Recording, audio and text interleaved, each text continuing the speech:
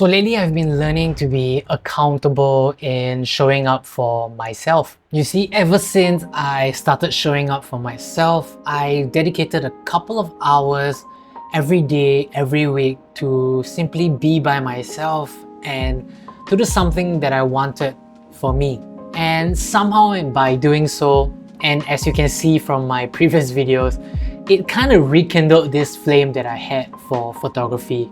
I decided for the next couple of days to simply just pick up my camera, regardless whether it was rain or shine, head out, don't be lazy, don't procrastinate, and just spend a couple of hours by myself and just simply taking some pictures. And on the first day, I decided to go to one of Singapore's icon, the Merlion. It was such an enjoyable experience actually to see all these people from all these different countries and all different walks of life coming together and having such a happy moment photographing themselves in front of the Merlion. To me, it was actually a very special moment.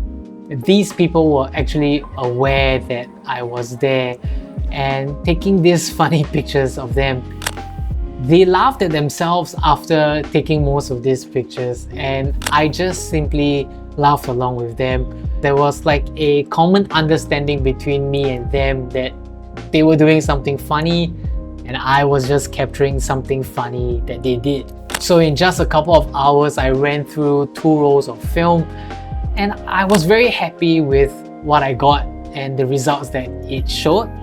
And I didn't want to be too trigger happy, so I decided to call it for the first day of showing up for myself.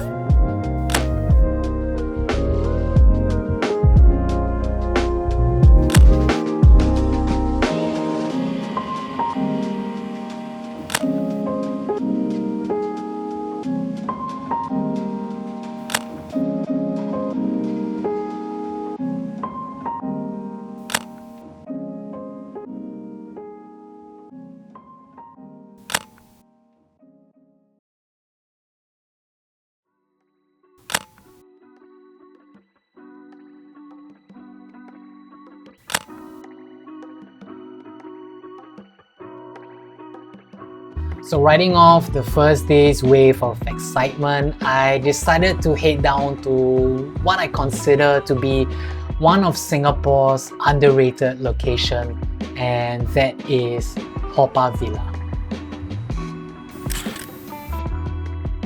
As I bring you guys around the location, you can start to see why I think this place is completely underrated. The sculptures that you will see here is truly one of a kind, and I don't think you can see such things anywhere else in Singapore except here. The funny thing is that I've been to this location several times before, but somehow each time when I come back here, I come back with a different set of eyes. And even though nothing much has changed in the past few years since I've been there, it's still very refreshing to see all these interesting sculptures that are scattered throughout the park.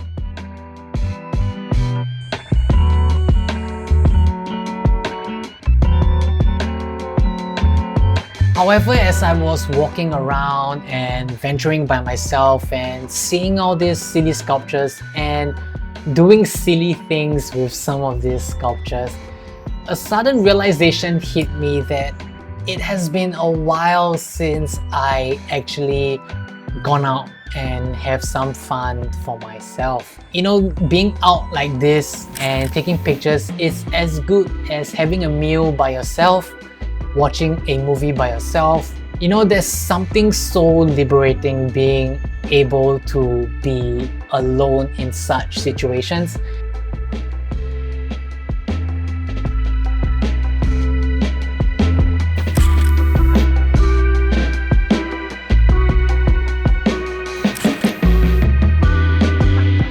However, as you can see, even though that there are many sculptures that are interesting, the main attraction of the park, I will start calling it the park, is actually paying a visit to Halt. Yeah, you actually have to pay a small fee to go to Halt. You know, walking through the Halt Museum and seeing all these harrowing depictions and the suffering that one might go through puts a lot of things into perspective. Just be nice in this life and treat things and the people around you with respect and with care and with empathy. So yeah, with that, I concluded day 2 of showing up for myself, and it was really nice time that I had spent with myself. And yeah, if you have the time, do spend some time with yourself. It's such a fun thing to do and such a privilege to do. Just do it.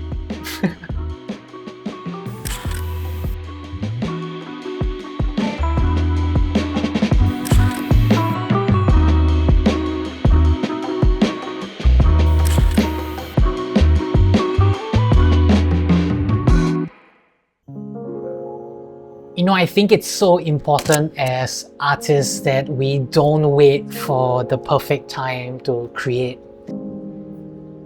Because to me, the perfect time doesn't really exist. Well, it kinda does. The perfect time is actually every moment that you have now and what you decide to do with it. It's basically being present in the moment and be aware that in fact there are no limitations that are affecting you from creating, but in fact it's your mind that's putting in all these thoughts and fears and insecurities that stops you from actually being present in the moment, and in turn stopping you from creating your art.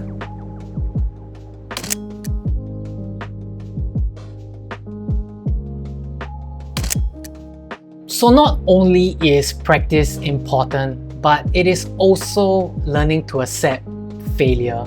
And it's so funny that we know that by failing that we will learn, yet we are so afraid of having to fail. I think it's not about failing, it's about learning to fail and not make the same mistakes again. And as artists, I think that is so vital to our growth. As we grow as people, as our likes and dislikes evolve, as we change as people, we must accept that through failure, this evolution in ourselves as people, and this evolution will eventually come out in our craft as well.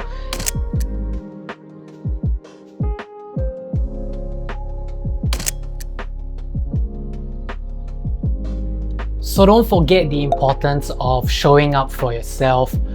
You know, as people, let alone artists, I understand that there is a lot of fear in wanting to do what we want to do. And I think it is so important to not let these fears control us in making a hasty decision, but also into doing something that we don't want to do. Something that I have done to actually overcome this fear is to actually listen to my own intuition. So don't be too hard on yourself and take yourself too seriously. Try to do...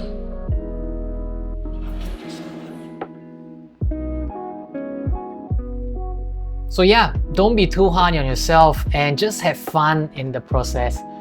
So as I said, show up for yourself, learn to have fun by yourself, get the reps in, and trust your intuition. Thank you guys for watching, and I'll see you guys on the next one. Peace!